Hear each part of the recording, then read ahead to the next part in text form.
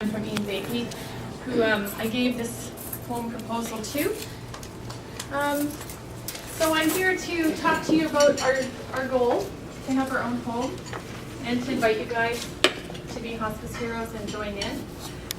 Hopefully today I only have 20 minutes, so it's going to be brief, but hopefully I can sell you on what we're trying to do here, and maybe we can collaborate. It would be lovely if we could be a Rotary project. So I want to thank President Claude Peachy, and I want to thank Ian Bikey for having me come. And my position with Campbell River Hospice is the Director of Programs and Services. And to my right, I have Dr. Helen Garson, who I'm sure many of you know as a retired palliative physician in our community for many years. And now we're very thrilled to have her on our board because we really, really appreciate the wisdom and the knowledge that she can bring to us as we move forward in our end-of-life care services. So I'll talk for 15-20 minutes and then we'll go to some questions, okay? So a little bit, I know you guys know about us, and I know we're near and dear to your heart, or so I feel like you've made me feel like we're near and dear to your heart. But just a brief overview, our society was started in 1986, very grassroots, you know, one or two people, handful of people that felt that this was some end-of-life care services that were missing from our healthcare system in this community, and how can they make this happen? So they picked up kind of the things that they thought weren't being done, and they started the Hospice Society. And I'm not sure what year Helen came into knowing about our society. Do you remember?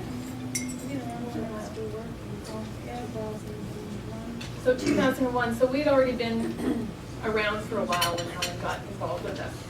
But she's definitely got the most history with us currently from our board members.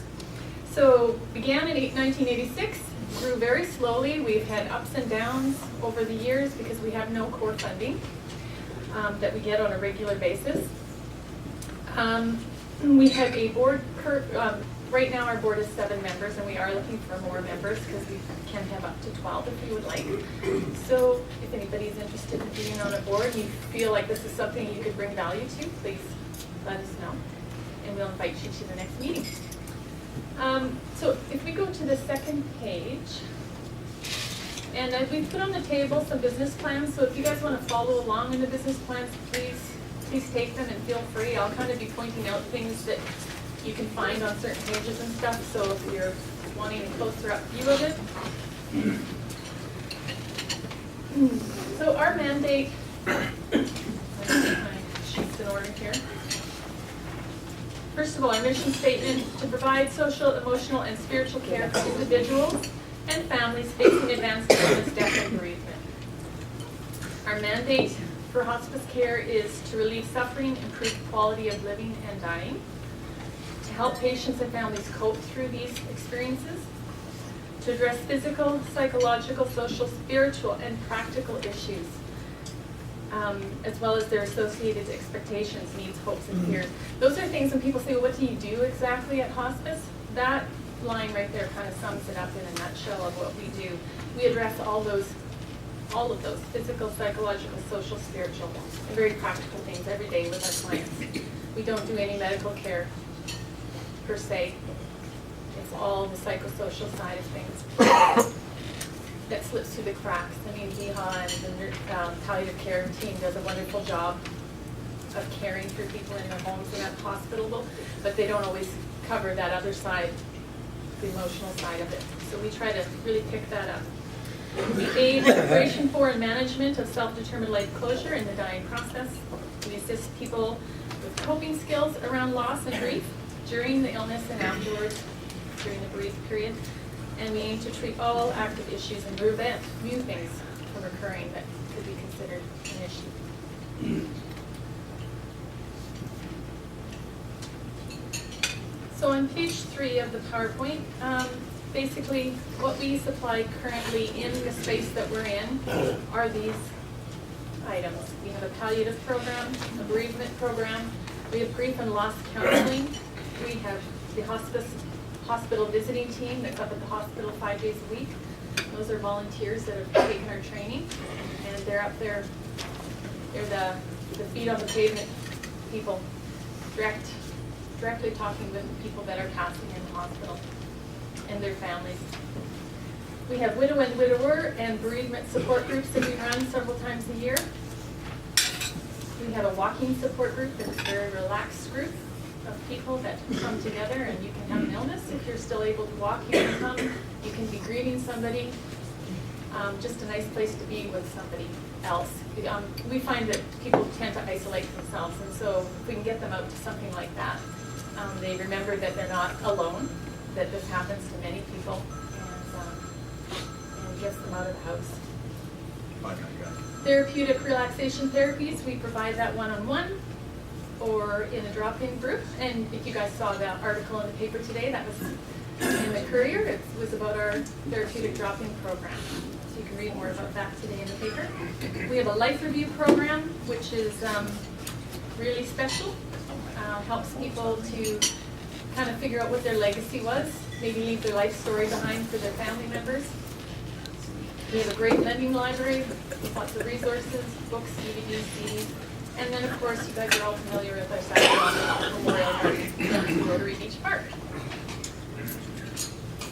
So, if you go to page 4,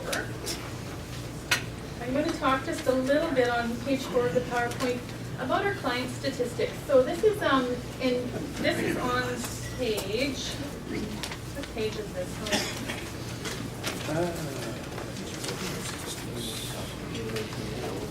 Actually, I don't think this particular chart is in there, sorry. So basically, this is going from about 2008, I believe it says. Sorry, you guys can't read the bottom very well, to 2011. So you can see that our stats have they're slowly increasing every year. It's a very well-known fact that Campbell River's turning into the silver tsunami place. People want to come here, that's what we call it. They want to come here, they want to retire. And Vancouver Island is known for having the silver tsunami. We have the highest rate of seniors anywhere in BC. So this, of course, logistically, not dissing anybody that's over 65, but logistically this means that there's going to be increased pressure on our healthcare services. And we consider ourselves one of the healthcare services, of course. So our area that we cover, we consider our area the City of Campbell River and also Strathcona District. So if you look at those numbers combined, that's about over 43,000 people that we service in that area. And when you're seeing our clients increase, our deaths in Campbell River in 2009, and these of course are only deaths that we had something to do with. We were involved in their care up until they passed. There were 65 client deaths. In 2010, there was 89. In 2011, there was 108. So in 2 years, we saw that almost double. And the more people that move here, the more people that find out we have a great city, the more we're going to have to service. So these are stats that I don't have for 2012 yet, but I can tell you right now they're going to be the same or if not higher than 2011. So it's definitely our clients are going up, not down. And that's just showing how much our services, how much more they're needed, definitely. Okay, so I've already blown 10 minutes, you guys. Woo! Okay, so let's go to the next one here, page 5. So basically, and I wanted to talk a little bit about what's happened. Now, you guys have talked to us several times about what are we doing with our hospice house and beds, etc. We still have a dream of having beds, and that has not gone away. What we've been approached, though, with VHA and the new hospitals is of last spring, about this time last year, they started telling us, oh, you're going to get end-of-life beds in North Island. North Island being Comox or Campbell River. So there's apparently 6 beds. We don't know if Campbell River's getting 2 and Courtney's getting 4. We don't know if Courtney's getting all of them or Comox. And we're getting none. They haven't said. But they're saying, please don't waste your time going for a freestanding hospice because we won't fund it. We'll give you the beds and we'll control them, but we will provide you with the beds. Well, I think Helen has had a longer history of VHA making promises that didn't come through, and so again, now it's almost a year later, they're still saying there's beds, they're still not saying when or who's getting them. So what they asked us to do was to change our direction a little bit and start providing more programs that would help the caregivers. Was their main thing. The clients still need a lot of help, but they wanted us to address caregiver burnout more. So don't worry about the beds, grow your programs and your services, and let us worry about the beds. So you'll look at our business plan and you'll see that we've kind of adjusted it to go with that, but we have not given up our dream of having our own beds down the road. 5 years, 10 years, whatever. When it's financially viable, we would like to have 3 or 4 beds in the community that ultimately we control and that don't disappear when funding cuts happen or when acute care is overcrowded and those beds are needed somewhere else, because that's what happens, unfortunately. We did have 2 palliative beds in the community many years ago. I'm not sure how many years ago that was, that were designated palliative up on 3 North, and those beds have all but just disappeared.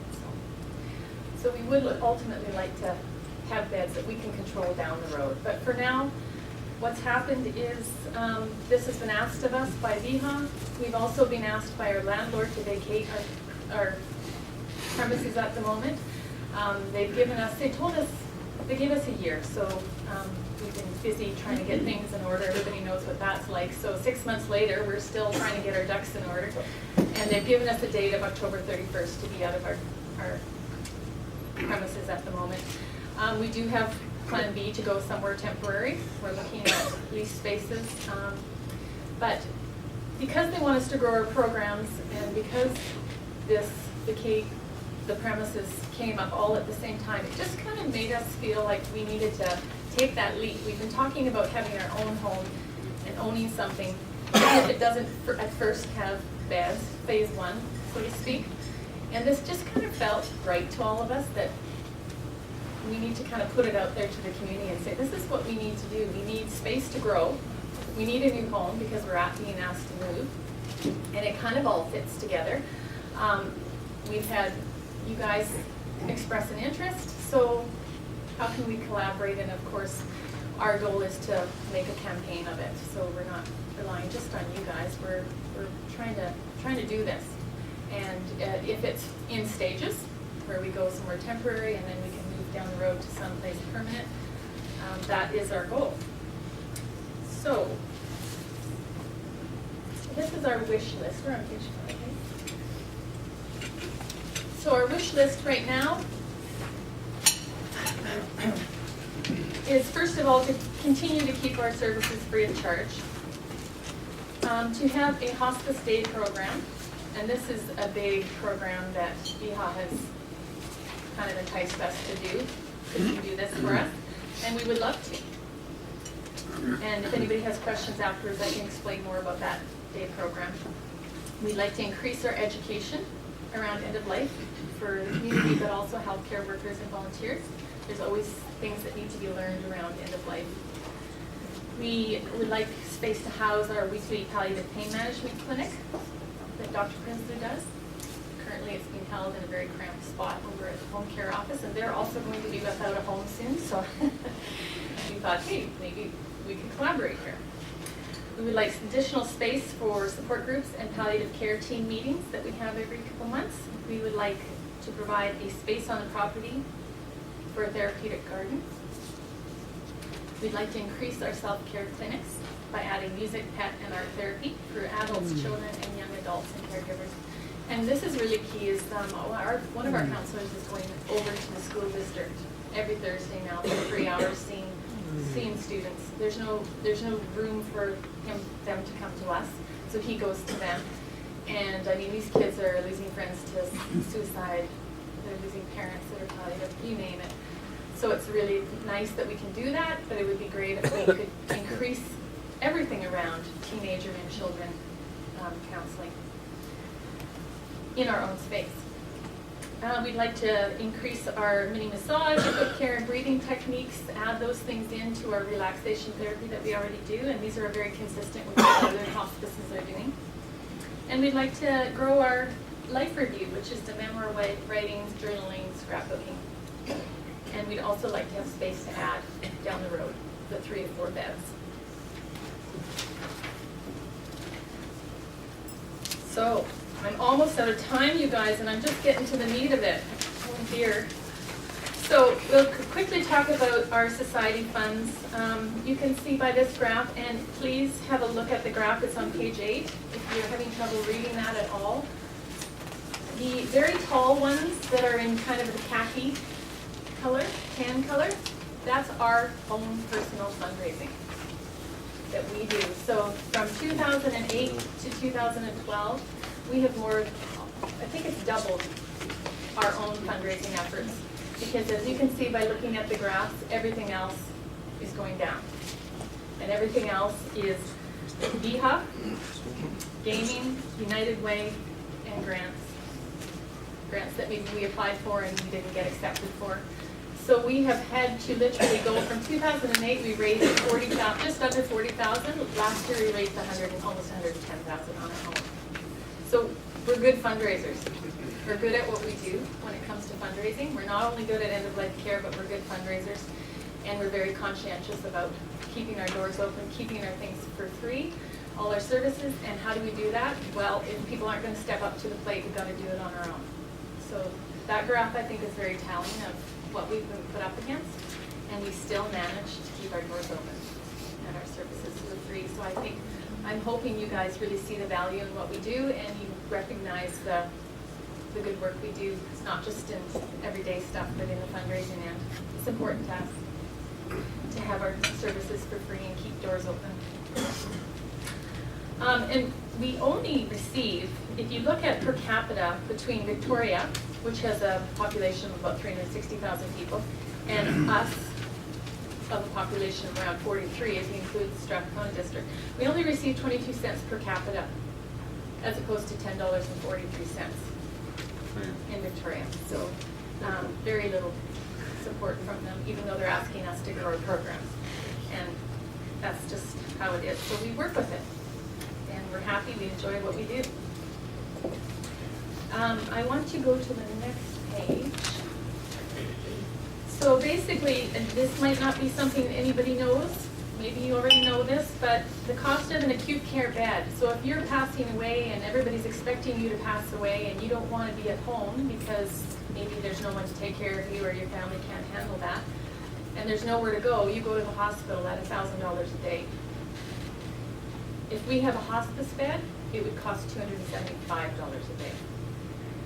So we don't want to make this about money, but it's a really nice factor when you think about that our services, even the ones we're providing right now without the beds, they do provide people the chance to stay at home and decrease the amount of money it costs to have them in hospital beds.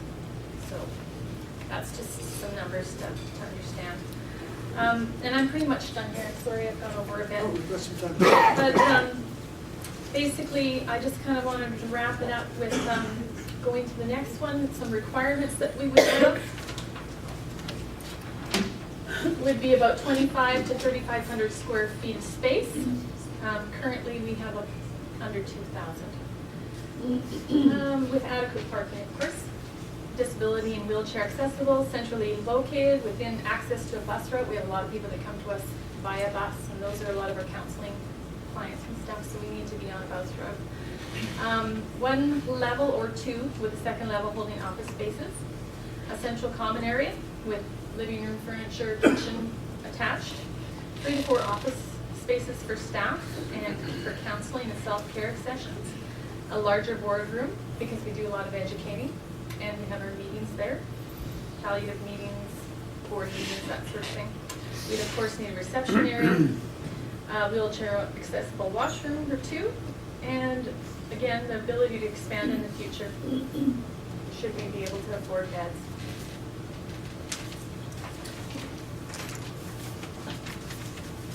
So some things that we wanted to let you know about that we've already begun to do is first of all, raise awareness about our needs for a home. We've been in the paper recently. We're talking about it on social networking. We're writing letters to MLAs. We're doing it. We're trying to be nice, but we're definitely, especially after last week when the ministry gave all that money to the Lower Mainland for end-of-life care, and we're still getting $5,700 between all the hospices on Vancouver Island. So, and I know there's lots of little hospices in other parts of BC that are in the same boat as us. So we're trying to raise awareness about our need to grow and our need for funding. We're moving forward with a campaign for a new home, and again, that could be in stages or phases. We're investigating leases and existing properties that could work, and we're going to try and build that capital project. And we will continue to provide our expertise in death and dying to the community. Despite us being out of a home soon, we are going to status quo. We're going to continue doing what we do, no matter whether we get a new home or not. That's not going to change anything. We're going to provide the volunteers and the staff who are dedicated and well-trained to assist the community clients. We're going to continue to provide free service and growth that's available for everyone. We're going to continue our own fundraising efforts. We have Angel Rock event coming up here. I hope you guys will take a poster and put it up in your businesses and come buy a table, a Rotary table, and come join us. It's a nice night. That brings us in around $35,000 in an evening, that event. So that's a big part of our fundraising. And we're going to have a big raffle again this summer. And this year it's going to be a cash raffle. So we're going to continue to do those things. One thing we didn't get a chance to talk about too much is in this home, we would like to be able to have a social enterprise as well. So we have consistent income coming in over and above our fundraising efforts. We're looking at some sort of a type of store, gift shop, not a thrift store. I think we've all decided that's enough of those in this town. But we're looking at maybe a specialty gift store or something that we could run out. And there is one property that we looked at that we could run it right out of the basement of the building that we have looked at. So we do want to have steady income coming in down the road, and that's one of our dreams, is to have a social enterprise. And then we're going to continue to move forward thoughtfully and manage what we do have, so we can keep our services up, running, and free of charge. So I think that's about it. And if you guys have some questions, Helen and I would love to answer anything that you might want to ask about. Yeah, we've got a couple minutes, so yeah, have we got anybody's questions? Jim? The Memorial Garden at Rotary Beach Park, can you tell me how that works again? So now this is before my time. It was back in 1998, I How does it believe. work today? How does it work today? Today it's our garden, and we keep it maintained by volunteers and staff. And if somebody wants to place a plaque in it, they would come to our office. There's a minimum donation of $25, which is usually what people give. To purchase the plaque, they take it, they get it engraved, they bring it back, and we mount it for them on the garden wall. And then they can place a plant that's non-invasive in the garden. It's been a difficult one, that garden, over the years to kind of keep up, and people forget that they have to come to us, so they'll put stuff in the garden, and then we have to say, no, you can't put stuff in the garden without it coming through us. It's a fundraiser for us, you know, and it provides people a really nice place to remember others. That's really cheap to get rid of grandmothers sitting in your closet. No, there's no cremation. Strictly plaques. We actually have found a bone or two and some ashes that look like maybe, you know, cremated things in there. Sadly. You can't do that online. No, you can't. Yeah. Danny, did you have a question? Just a quick question, Iona. I was noticing in your numbers that in 2 years you guys doubled how much you fundraise yourselves. Can you share with us what you've changed? It used to be a raffle for a car. They hired Julie and I, that's what changed. I'll pat myself on the back, and Julie, since Good she's for not you here. guys. Actually, that year that the fundraising did go up was the year that Julie and I were both hired, and we're both really big into fundraising. We just really enjoy it. So I would like to say that is part of it. We came forward to the board and we said, these are our ideas. Can we make them happen? Because we were literally not bringing in enough money. it just wasn't working for us. So it's time consuming and it's tiring, and sometimes you have to remind yourself that you're not here to fundraise, you're here for the clients. But unfortunately, when you're a nonprofit, they're part and parcel. Well done. Thanks. You mentioned that you need a new facility or a different facility. Have you a chosen spot? And where might it be? Okay, thanks. We actually have about 3 properties so far we've looked at that could work. We do have a realtor in town that's kind of sourcing that for us because we don't have time for that. So she's looking at lease options, she's looking at possible places to buy. Of course, with no core funding, we are absolutely not willing to get a mortgage, probably. So, I mean, we need people like you guys to step up and make a house happen so that we can continue doing our part of it, which is keeping services happening and doors open. That's just the reality of it. But we do have 3 properties. One is probably what I would consider phase 1, where we can move into it now and make it work for the next 5-7 years until we're ready for beds, and then we might have to move again, but at least we would own a piece of property and we'd have a little bit of something to play with. The other 2 could potentially be, well, one is perfect. It's got 1.1 acre, or 1.3 acres, and so it would actually have room to add on a wing and everything down the road when we're ready. It has tons of room for a therapeutic garden. It ticks a lot of our boxes. Yeah. And I know in the business plan, we based it off originally of one of the first places we looked at, which was around 450 to 5,000. But this last one I'm telling you about is up to 7,000. 700,000? Yeah, 700,000, sorry. I wish it was 7,000. Al, go ahead. Quite often over the years, there is help for people like Habitat for Humanity. They build homes, places, and we've actually had a couple built in Camel River, I believe. Is there any, like they are funded in some way as well as with donations? Is there an alleyway there to any? Well, we talked, that's a good question. We did talk to the gentleman, now I didn't talk to him personally, so I don't remember his name, but the fellow that runs the program, and he made it sound like we wouldn't really fit into their criteria, because that was a suggestion.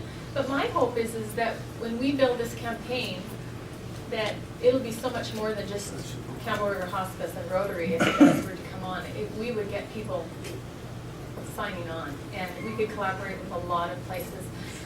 Unfortunately, it's going to be way more money to build something than to buy and renovate, so that's why we're trying to be diligent with the renovation rate of building.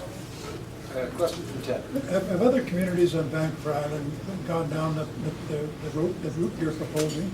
Have they had recent experience building these type of facilities? And if so, can you tell us a bit about that? Yeah, Nanaimo actually is a key one. They're just wrapping up their campaign for a new house, and they had 1.2 million or something that, I can't remember how that worked, but they had to raise another 900,000 basically to purchase the property they wanted. And of course, they're a much larger center. So, and theirs is like ours, no beds, because they have a lovely palliative care wing that they work out of in the hospital that we don't have. So they didn't really feel like at this point they needed beds. So they're just wrapping up their campaign. At Christmas, somebody gifted them with a $200,000 personal check towards their campaign. And they're like, what? And we're on good terms with the EDs from all the hospices. So they're pretty much ready to go. They're going to renovate this place and move into it. And it's, if you go to their website, Nanaimo Hospice's website, you can read about their campaign. And it's pretty much exactly what we'd like to do, except on a smaller scale. Should talk to the guy that gave the $200,000. Yeah. I know who he Yeah, is. she was like, One more really? time, we might have enough fine money to cover that She guy. wrote the check and she sent it via mail, just regular mail, snail mail from Arizona. And it was just a personal check. It wasn't even a bank draft. And of course, Wendy Pratt, who's the ED, was having a. Great. Okay, President Todd, fellow Rotarians and guests. On behalf of the Rotary Club, I'd like to thank you for your presentation today, ladies. It's very informative. I, for one, hope I go straight from life to seeing Danny and not needing your services. But I do understand that this is a very valuable item that we can add to the community. So I thank you and wish you the best of luck in raising your funds for your facility.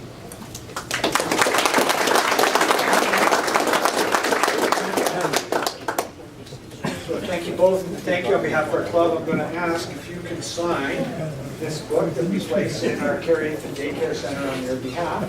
And across the winners.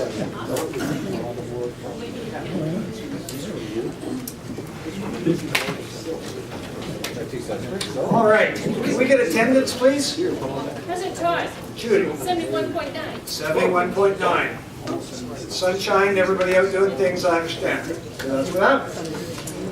Today's draw is for the 50-50 towards Paul Harris. And if I can ask Dr. Carter to help us out, I need 2 numbers. One more. Thank you very much. Thank you, please. So the winner of the 50-50 drawing will put half of this towards the foundation, towards your Paul Harris. Lucky number 755. Well done, Ken. Ken Bowler. But the real winner, and David, what was the vintage of the wine? Well, that's the one that's 3 months old. The one I just brought today is 3 days old. So you're welcome to exchange this if you like. You're welcome to exchange this if you'd like something newer. That winner is number 735. Use it to put a fire out. We're celebrating with your water. No, that'll include it. So coming up next week, we've got a great program on an update from our aquarium. Going to be placed, and we've got the proponents down here to tell us everything that they've done with our aquarium. We're going to induct 2 new members, and we're going to have a board meeting next Thursday at 5:30. Yeah, another board meeting, it happens fast. And so I'll just leave you, I have a little Rotary thought that I was going to leave for you this week. And what it had to do with Rotary is there's a big push on vocational training in Rotary. And I've had a hard time coming to terms with that. And our club does really so much on educating, on everything we do, on educating people on all the businesses around Campbell River, how they contribute to one another, what our fellow members are. And I thought, we already do vocational training. And then I came across this little story about some vocations that they help. Go ahead, Don, we'll stop. And, What? This is the 3rd time his cell phone's gone off. I'll let it ring all so day. after you pay your fine, Mark is going to show you how it goes on vibrate. And if we keep voting yourself, you're in big trouble. Yeah, thank you, Tom. It's probably Mark calling him. Never thought about that. So this little story has to do with vocation. So the Rotary engineer dies, and he reports to the pearly gates. St. Peter checks his dossier and doesn't see his name there, and he accidentally sends him down to hell. And it doesn't take long before the engineer becomes rather dissatisfied with the level of comfort in hell, and he begins to design and build improvements. Shortly thereafter, hell is all air conditioning, flush toilets, escalators, and needless to say, that engineer is a popular guy. And God calls Satan and says with a sneer, "How things going?" And Satan replies, "Things are going great. We've got air conditioning, flush toilets, we've got escalators. There's no telling what this engineer is going to come up with next." And God says, "What? You got an engineer?" That was a mistake. He said, "We never should have sent him to hell. I need him back." "Not a chance," says Satan. He says, "I love having engineering on staff, and I'm keeping him." And God replies, "Send him back or I'll sue." And Satan merely laughs and says, "Yeah, right. Where are you going to get a lawyer?"